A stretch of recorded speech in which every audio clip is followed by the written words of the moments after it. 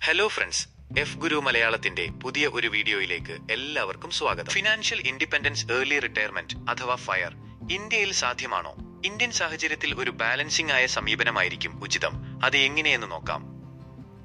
ആഗോള പ്രതിഭാസമായ financially independent and retire early അഥവാ FIR പ്രസ്ഥാനം സമീപ വർഷങ്ങളിൽ കാര്യമായ ട്രാക്ഷൻ നേടിയിട്ടുണ്ട്. സാമ്പത്തിക സ്വാതന്ത്ര്യം നേടുന്നതിനും നേരത്തെ വിരമിക്കുന്നതിനുമായി ആക്രമണാത്മക ലാഭം, നിക്ഷേപം, ചെലവുകൾ കുറയ്ക്കൽ എന്നിവയ്ക്കായി ഇത് വാദിക്കുന്നു. ആശയം ആകർഷകമാണെങ്കിലും ഇന്ത്യൻ സാഹചര്യത്തിൽ അതിന്റെ പ്രയോഗക്ഷമത ശ്രദ്ധാപൂർവം പരിഗണിക്കേണ്ടതുണ്ട്.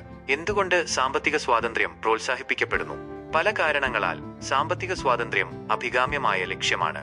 തിരഞ്ഞെടുക്കാനുള്ള സ്വാതന്ത്ര്യം, സാമ്പത്തിക പരിമിതികളില്ലാതെ അഭിനിവേശങ്ങൾ പിന്തുടരാനോ സന്നദ്ധ സേവനം നടത്താനോ ബിസിനസ് ആരംഭിക്കാനോ ഉള്ള സ്വാതന്ത്ര്യം ഇത് നൽകുന്നു.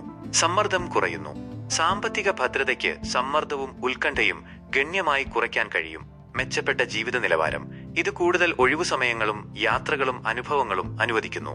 അപ്രതീക്ഷിതമായ സാഹചര്യങ്ങൾക്കുള്ള തയ്യാറെടുപ്പ്, ശക്തമായ സാമ്പത്തിക അടിത്തറയ്ക്ക് തൊഴിൽ നഷ്ടം, മെഡിക്കൽ അത്യാഹിതങ്ങൾ അല്ലെങ്കിൽ സാമ്പത്തിക മാന്ദ്യങ്ങൾ എന്നിവയുടെ ആഘാതം കുറയ്ക്കാൻ കഴിയും. എന്തുകൊണ്ടാണ് നേരത്തെയുള്ള വിരമിക്കൽ ഇന്ത്യയിൽ അനുയോജ്യമല്ലാത്തത്? സാമ്പത്തിക സ്വാതന്ത്ര്യം പ്രോത്സാഹിപ്പിക്കപ്പെടുമ്പോൾ ഇന്ത്യയിൽ നേരത്തെയുള്ള വിരമിക്കൽ സവിശേഷമായ വെല്ലുവിളികൾ അവതരിപ്പിക്കുന്നു. സാമൂഹിക മാനദണ്ഡങ്ങളും പ്രതീക്ഷകളും, ഇന്ത്യൻ സമൂഹം പലപ്പോഴും ജോലിക്കും തൊഴിൽ പുരോഗതിക്കും ഉയർന്ന മൂല്യം നൽകുന്നു. നേരത്തെയുള്ള വിരമിക്കൽ ഈ പ്രതീക്ഷകളുമായി പൊരുത്തപ്പെടുന്നില്ലായിരിക്കാം. ഇത് സാമൂഹികമായ ഒറ്റപ്പെടലിലേക്കോ അല്ലെങ്കിൽ തൊഴിൽ സേനയിൽ വീണ്ടും പ്രവേശിക്കാനുള്ള സമ്മർദ്ദത്തിലേക്കോ നയിച്ചേക്കാം. ഹെൽത്ത് കെയർ ചെലവുകൾ, ഇന്ത്യയിൽ ആരോഗ്യ സംരക്ഷണ ചെലവുകൾ പ്രാധാന്യമർഹിക്കുന്നതാണ്, പ്രത്യേകിച്ച് പ്രായമാകുമ്പോൾ. നേരത്തെയുള്ള വിരമിക്കൽ തൊഴിലുടമ സ്പോൺസർ ചെയ്യുന്ന ആരോഗ്യ ഇൻഷുറൻസിലേക്കുള്ള പ്രവേശനം പരിമിതപ്പെടുത്തുകയും പോക്കറ്റ് ചെലവുകൾ വർദ്ധിപ്പിക്കുകയും ചെയ്തേക്കാം. പെൻഷൻ സമ്പ്രദായം, ഇന്ത്യയിലെ പെൻഷൻ സമ്പ്രദായം ഇപ്പോഴും വികസിച്ചുകൊണ്ടിരിക്കുന്നു. വിരമിക്കലിന് വ്യക്തിഗത സമ്പാദ്യത്തെ മാത്രം ആശ്രയിക്കുന്നത് മതിയാകില്ല. പണപ്പെരുപ്പവും സാമ്പത്തിക അനിശ്ചിതത്വവും, പണപ്പെരുപ്പം കാലക്രമേണ സമ്പാദ്യത്തിന്റെ വാങ്ങൽ ശേഷി ഇല്ലാതാക്കും. സാമ്പത്തിക അനിശ്ചിതത്വങ്ങൾ നിക്ഷേപ വരുമാനത്തെയും മൊത്തത്തിലുള്ള സാമ്പത്തിക ഭൂപ്രകൃതിയെയും ബാധിക്കും. ലിമിറ്റഡ് സോഷ്യൽ സെക്യൂരിറ്റി നെറ്റ്, വികസിത രാജ്യങ്ങളുമായി താരതമ്യം ചെയ്യുമ്പോൾ ഇന്ത്യയുടെ സാമൂഹിക സുരക്ഷാ വല വളരെ ശക്തമല്ല. വിരമിക്കലിന് ശക്തമായ സാമ്പത്തിക അടിത്തറയുണ്ടായിരിക്കേണ്ടത് അത്യാവശ്യമാണ്. ഒരു സമതുലിതമായ സമീപനം നേരത്തെയുള്ള റിട്ടയർമെന്റിൽ മാത്രം ശ്രദ്ധ കേന്ദ്രീകരിക്കുന്നതിനു പകരം കൂടുതൽ സമതുലിതമായ ഒരു സമീപനം സാമ്പത്തിക സ്വാതന്ത്ര്യം ലക്ഷ്യമാക്കി അത് ഉപയോഗിക്കാവുന്നതാണ്. ജോലി സമയം കുറയ്ക്കുക, പൂർണ്ണമായി വിരമിക്കാതെ മികച്ച തൊഴിൽ ജീവിത ബാലൻസ് ഇത് അനുവദിക്കുന്നു.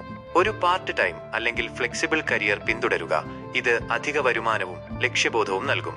ഒരു ബിസിനസ് അല്ലെങ്കിൽ സൈഡ് ഹസിൽ ആരംഭിക്കുക, കഴിവുകളും അഭിനിവേശങ്ങളും പ്രയോജനപ്പെടുത്തുന്നതിനുള്ള ഒരു പൂർത്തീകരണ മാർഗമാണ് സംരംഭകത്വം.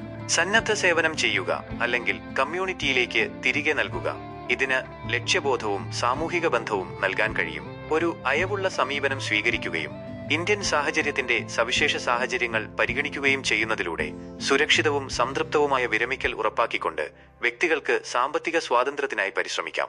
ഈ വീഡിയോയിലെ അഭിപ്രായത്തോട് നിങ്ങൾക്കുള്ള പ്രതികരണം ദയവായി കമന്റ് ചെയ്യുക. ഈ വീഡിയോ നിങ്ങൾക്ക് ഉപകാരപ്രദമായി തോന്നിയെങ്കിൽ ലൈക്ക് ചെയ്യുക, ഷെയർ ചെയ്യുക, ചാനൽ സബ്സ്ക്രൈബ് ചെയ്യുക. അടുത്ത വീഡിയോയിൽ കാണാം. നന്ദി.